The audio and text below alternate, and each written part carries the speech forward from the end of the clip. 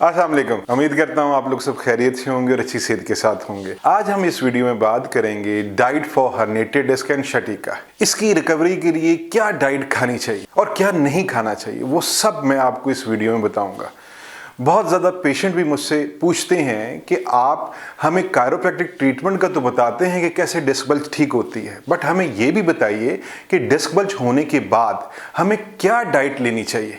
वैसे तो ये एक मैकेनिकल प्रॉब्लम होती है और मैकेनिकल तरीके से ही ठीक होती है, पर जो डाइट होती है कि क्या खाना चाहिए और क्या नहीं खाना चाहिए, वो हमारी हीलिंग या रिकवरी को डिले कर सकती है और हील करने में मदद कर सकती है। तो इसीलिए ये बहुत ज़रूरी है। तो आज मैं आपको बताऊंगा कि क्या डाइट लेनी चाहिए।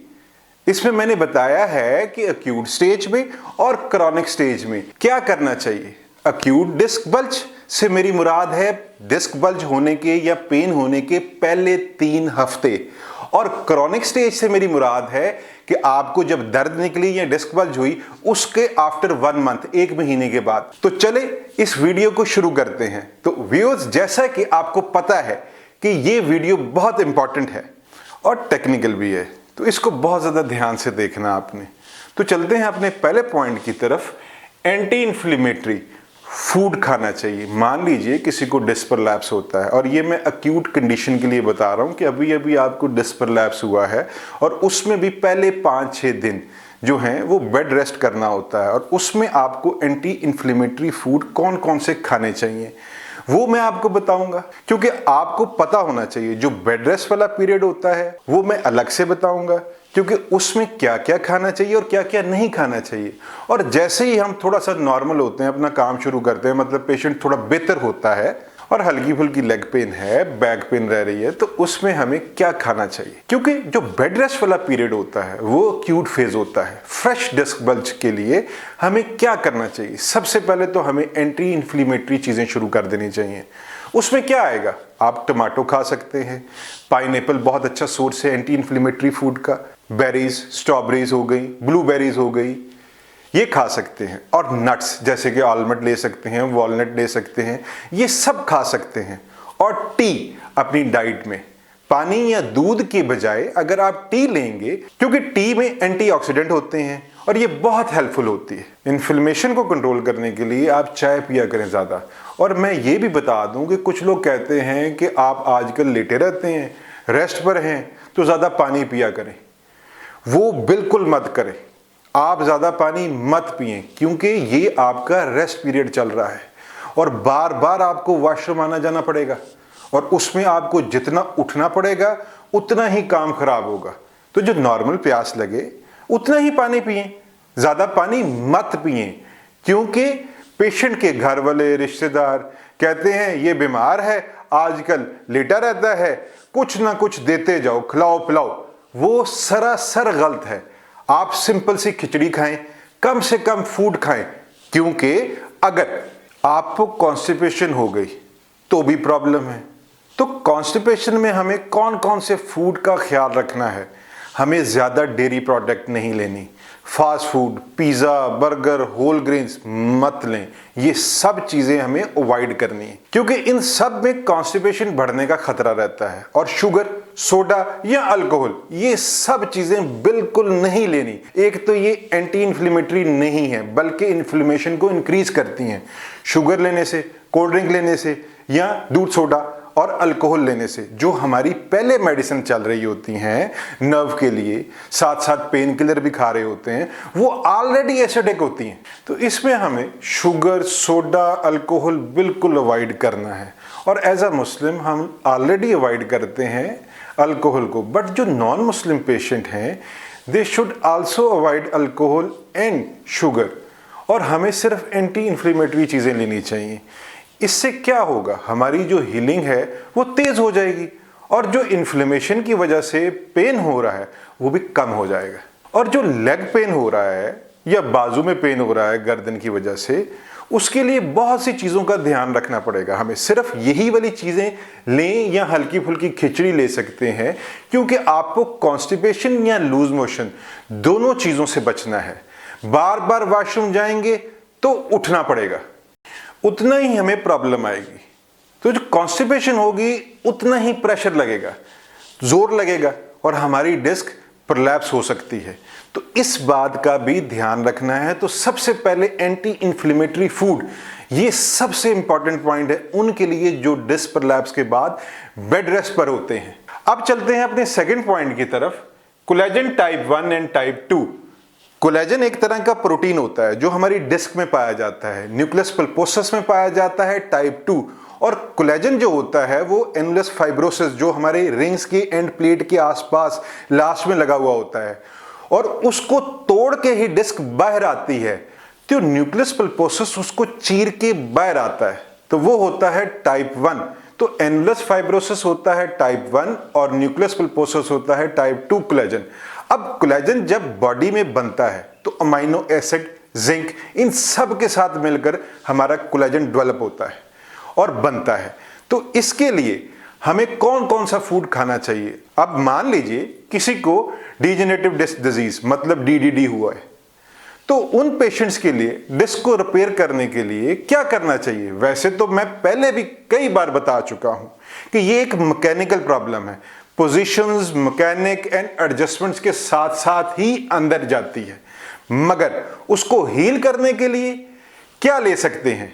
इसके लिए टाइप 1 एंड टाइप 2 कोलेजन के लिए बीन्स बहुत अच्छी हैं, होल ग्रेन्स ले सकते हैं, नट्स ले सकते हैं, और नट्स में वही आलमंड, वॉलनट, कैश्यूज ले सकते हैं, क्योंकि नट्स लेने से भी हमारा collagen type 1 and type 2 improve होता है। प्लस मैंने आपको बताया है विटामिन सी और साथ में जिंक का भी बहुत ज़्यादा रोल होता है। तो विटामिन सी के साथ साथ जितना भी हमारा सिट्रस फ्रूट है वो ले सकते हैं। हालांकि ये एसिडिक ज़रूर होता है, बट ये कोलेजन को इम्प्रूव करने में बहुत हेल्पफुल होता है। इसलिए मैं ये कह रहा हूँ कि ये फेज वाइज मैं बता रहा हूँ। जब एंटी इन्फ्लेमेटरी फेज है तो उसमें आप खट्टी चीजें या एसिडिक चीजें मत लें। जब हमने कोलेजन को रिपेयर करना है, जब पेशेंट चलने फिरने लग पड़ा है, अब रिपेयर वाला फेज आ गया है, तब हम पेशेंट को ऑरेंज जूस, लेमन वगैरह दे सकते हैं, बीन्स दे सकते हैं। आप अपने कोलेजन को इम्प्रूव कर सकते हैं ताकि आपकी जो डिस्क है वो इम्प्रूव हो जाए। थर्ड पॉइंट आता है मैग्नीज।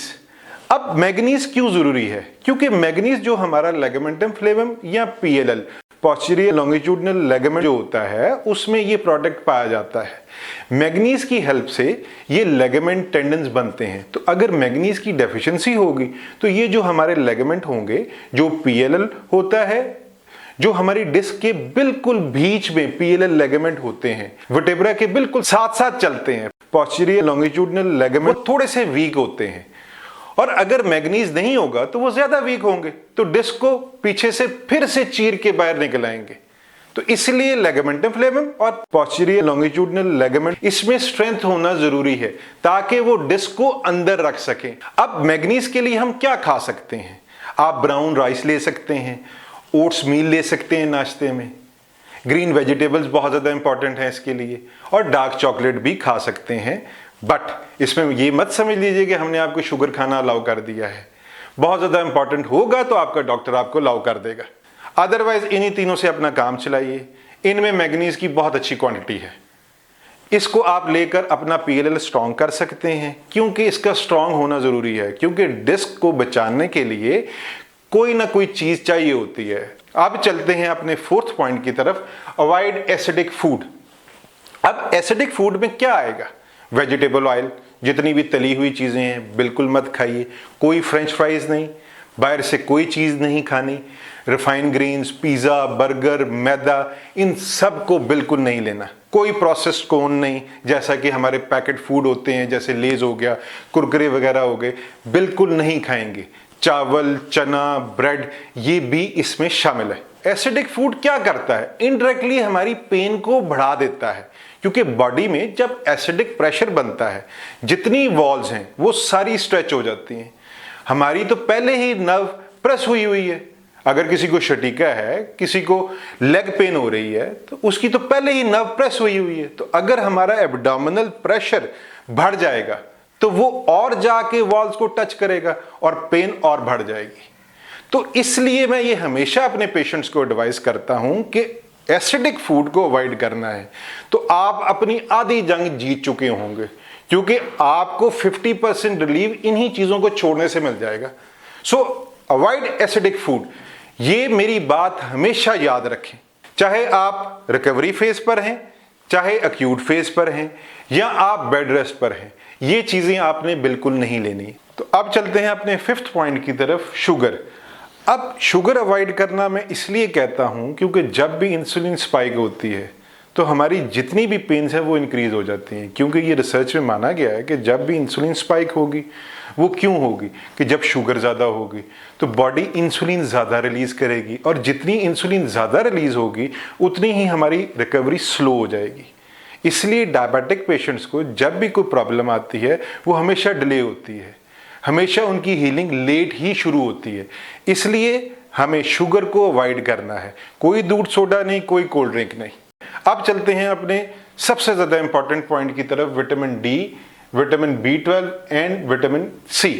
अब विटामिन डी बोन्स को, मसल्स को बिल्ड करने के लिए बहुत ज़रूरी है, और बहुत से डॉक्टर्स विटामिन D3 का टेस्ट भी करवाते हैं। अब D3 इसकी एक्टिव फॉर्म होती है, इसको आप सैशे में भी खा सकते हैं, कैप्सूल फॉर्म में भी मिलता है, और इंजेक्शन फॉर्म में भी इसका कोर्स करवाया जाता है। अब विटामिन डी कहाँ से मिल सकता है? नेचुरली तो सनशाइन है सबसे ज़्यादा इंपॉर्टेंट सोर्स, पर वो आपको अपनी बैक एक्सपोज करके ही लेनी चाहिए, अपने वर्टेब्रास पर ज़रूर लें। फिर हमें मिलता है सोया मिल्क से, मशरूम में विटामिन डी होता है, आलमंड में मिल सकता है, फिश में मिलता है, बहुत अच्छा सोर्स है आपको विटामिन डी का। सनशाइन तो मैं आपको बता ही चुका हूँ। विटामिन B12 क्यों ज़रूरी होता है, और इसका अदर नेम होता है कोबालामिन। अब आपको याद आ गया होगा कि जो हमारी टैबलेट या इंजेक्शन होते हैं मेथिकेबल, वो क्यों ज़रूरी होते हैं, क्योंकि जो नर्व के ऊपर माइलिंग शीट होती है, नर्व के ऊपर कोटिंग होती है, वो इंप्रूव करने में B12 हमारा बहुत साथ देता है। इसलिए जब भी कोई नर्व कंप्रेशन होती है तो वो माइलिंग शीट ही टूटती है, तो उसको इंप्रूव करने के लिए पेशेंट को B12 की टैबलेट, ये इंजेक्शंस प्रिस्क्राइब किए जाते हैं depending on patient condition. Mostly ये नॉन वेजिटेरियंस में पाया जाता है, और वेजिटेरियंस डेयरी प्रोडक्ट्स खा सकते हैं, और फोर्टिफाइड सीरियल्स, फोर्टिफाइड फूड वो होते हैं जो वैसे तो लैक ऑफ न्यूट्रिएंट्स होते हैं, पर उसमें न्यूट्रिएंट्स ऐड किए जाते हैं ताकि हम अपने खाने को और न्यूट्रिएंट रिच बना सकें। और विटामिन सी का आपको पता है सिट्रस फ्रूट्स, और सिट्रस फ्रूट इसलिए ज़रूरी होता है क्योंकि हीलिंग में बहुत हेल्प करता है, और विटामिन सी एंटी इन्फ्लेमेटरी का काम करता है। तो जब भी हमें प्रॉब्लम आती है तो पेशेंट को विटामिन सी देना चाहिए, और नर्व को इम्प्रूव करना होता है तो साथ में विटामिन B12 दिया जाता है। तो इस तरह से ये तीनों विटामिन बहुत ज़्यादा ज़रूरी होते हैं हमारी हर्निएटेड डिस्क और शटीका को इम्प्रूव करने के लिए। बाकी डूज एंड डोंट्स डाइट में मैंने आपको बताए हैं, तो उसको भी फॉलो करें, क्योंकि ये बहुत ज़्यादा इंपॉर्टेंट वीडियो था। पेशेंट मुझसे अक्सर पूछते थे कि स्लिप डिस्क की प्रॉब्लम के बाद हमें क्या खाना चाहिए। आप ऐसा समझ लीजिए कि अगर आप जल्दी हील करना चाहते हैं तो इन चीज़ों पे ध्यान ज़रूर रखें। बाकी मैकेनिक्स तो हम ठीक करते ही जाएंगे आपकी स्पाइन की कायरोप्रैक्टिक एडजस्टमेंट से, बट हीलिंग को फास्ट करने के लिए, पेन को कम करने के लिए, नर्व को इम्प्रूव करने के लिए ये डाइट भी ज़रूरी होती है, और स्पेशली आपकी पेन किलर से भी जान बची रहती है। और अगर अब आप लोगों में से किसी को भी गर्दन दर्द, कमर दर्द, शटिका, अर्कुनिसा के प्रॉब्लम्स आ चुके हैं, तो उसमें हम कायरोप्रैक्टिक ट्रीटमेंट से without medicine and without surgery आपकी नर्व कंप्रेशन को रिलीज करते हैं और एक प्रॉपर प्लान ऑफ ट्रीटमेंट देते हैं। उम्मीद करता हूं कि आपको मेरी ये वीडियो पसंद आई होगी। अपना खास ख्याल रखिएगा। अब तक के लिए कायरोप्रैक्टर असद मिर्जा को इजाजत दीजिए। अल्लाह निगहबान।